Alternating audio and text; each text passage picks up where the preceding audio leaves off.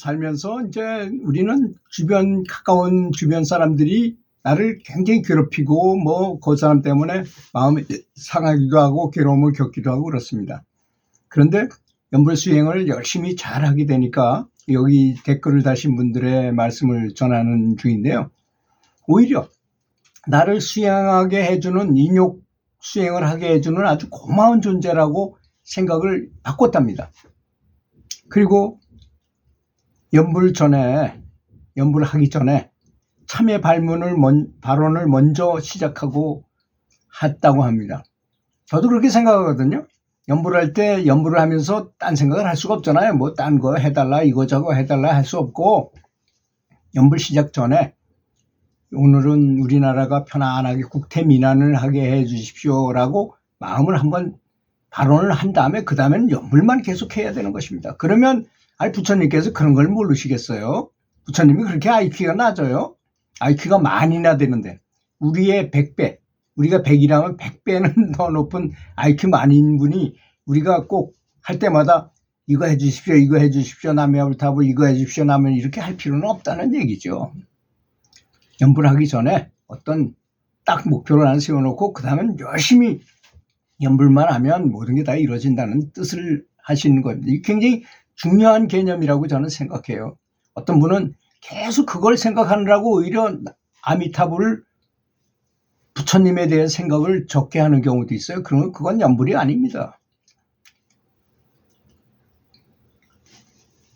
그래서 10여 년 전에는 한 1,400명이 모여서 동안거를 한 장소에 모여서 참 장엄하게 많은 사람들이 했는데 요즘은 사람들이 500명으로 줄어들었다고 그래요.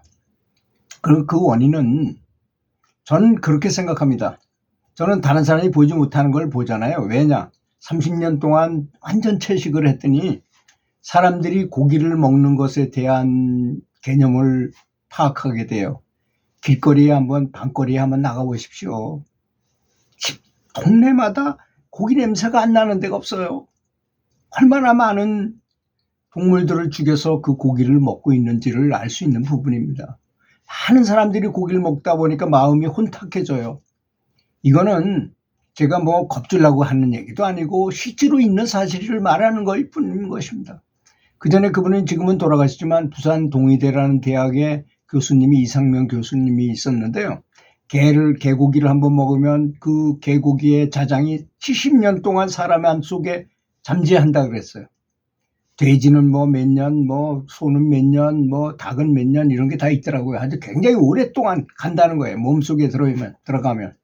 그럼 연불 했던 사람이 저렇게 10년 전에는 1,400명이 동안거에 참석했었는데 요즘은 500명으로 팍 줄어들었다는 것은 그런데 영향이 있는 것입니다. 모든 것들이 다 전쟁을 많이 하고 여러 가지 이유들이 다 사람들이 고기를 많이 먹는 거에도 아주 굉장히 많은 영향이 있는 것이라고 저는 생각합니다. 일상생활과 연불수행이 같은 마음이 되어야 하는데 머리로 이론적으로는 알아요. 그런데 실제로 실천하기는 쉽지 않습니다. 그 이유가 바로 이 식사에 따른 것입니다. 식사가 가장 확연하게 보이는 경우가 어떤 경우냐면요. 지금 호주 오픈 테니스 대회라는데 조코비치라는 선수가 있잖아요. 테니스 황제죠. 그 사람 엄청 잘하는 사람인데 그 친구가 글루텐 알러지가 있어가지고 식단을 조절해가지고 조코비치의 황제 식단이라는 거 인터넷에 치면 검색해 보면 나올 겁니다. 그 사람은 완전 채식으로 식사를 하는데 단지 한 가지 연어만 들어가요. 연어만 들어가는 완전 채식으로 식단을 바꾼 다음부터 마음이 차분해지고 화가 덜 나고 저렇게 체력이 좋아서 나이가 36살인데도 불구하고 아직도 펄펄 뛰어서 아직 벌써 16강 들고 8강에서 이제 그 알카라스하고 굉장히 빅게임을 해야게 앞두고 있잖아요. 그렇게 된다는 것입니다. 그래서 채식주의자라고 말하는 게 아니라 사람은 원래 이 이빨 생김에 송곳니가 없잖아요. 사람은 또 이빨이 어금니가 팡팡한 거, 대장 길이가 아주 긴 거 이런 걸 전부 종합해 볼 때 채식동물이라는 것입니다. 채식동물이 육식을 하게 되니 부작용이 많은 것입니다. 오늘도 제 집사람이 병원에 병원에 가보니까 사람이 너무너무 많다는 것입니다. 병원마다 꽉꽉 차요. 원인이 다 거의 제가 볼 때는 70% 이상이 고기 때문이라고 저는 생각해요. 그걸 뭐 명확하게 조사는 안 해봤지만 그렇다고 느낌이 딱 옵니다. 아마 거의 맞을 거라고 생각하는데요. 그래서 수행자도 역시 많은 정신적인 타락을 하게 되기 때문에 수행자가 옛날만큼 많지 않고 점점 줄어든다는 걸 의미하는 거 아니겠습니까? 제가 교육청에 장학사를 할 때 학교로 가서 강연을 하러 가보니까 1년마다 달라져요, 애들이. 지금은 상상 못, 아마 우리가 이제 더 늙어서 지금 학생들이 어른이 됐을 때는 아마 미국처럼 총기는 안 사고 마구 사람을 죽이고 하는 현상이 많이 일어날 것 같아요. 고기 먹고 자란 사람은 체격은 크고 성격은 흉폭하고 흉악범죄가 일어날 가능성도 아주 많은 것입니다. 그런 건 아주 예가 엄청나게 많잖아요.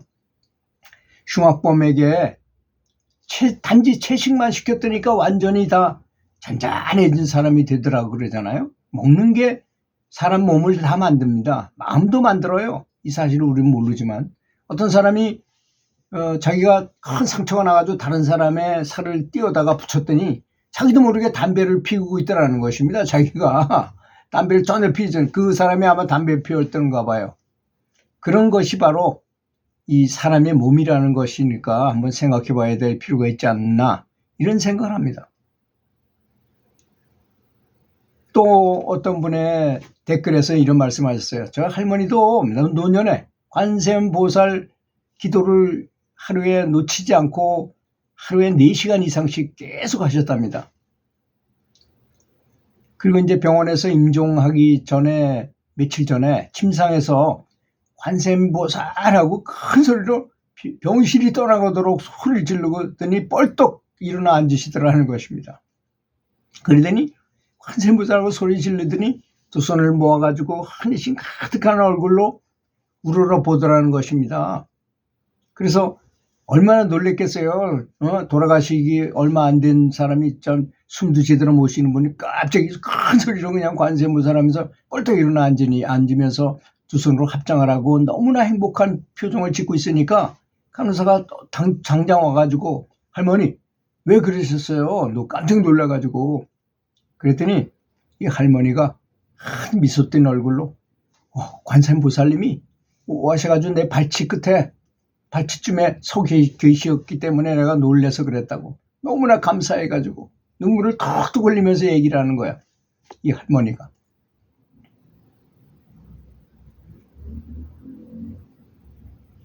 그러더니 임종 때가 돼가지고 할머니는 아주 깨끗한 모습으로 그리고 미소 띤 얼굴로 이 세상에 없는 행복한 표정으로 임종을 하셨다는 것입니다.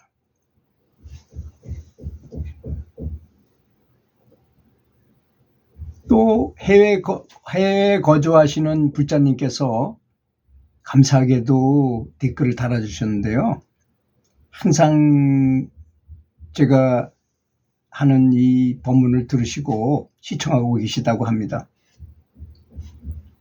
좋아요는 늘 누르지만 댓글은 거의 안 다는데 오늘 법문은 제 생각과 100%, 1000% 일치해서 몇 문장 올립니다 하고 말씀하셨습니다.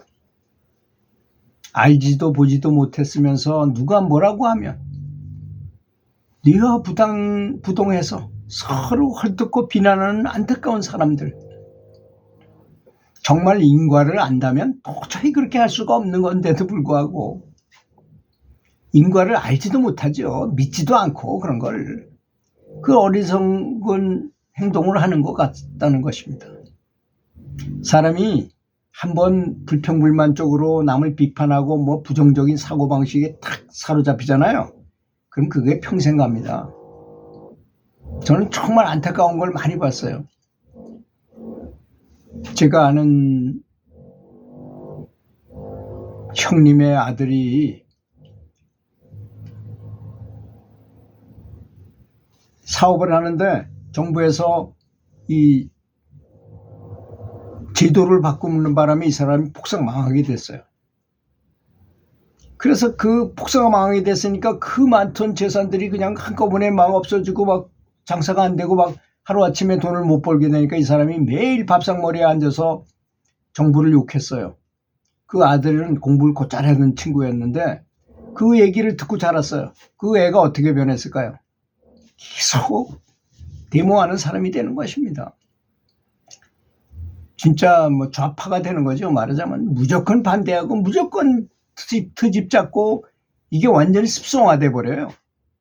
그래서 대학교 다닐 때도 그 친구를 형사들이 4명이나 따라다니고 막 그랬었어요.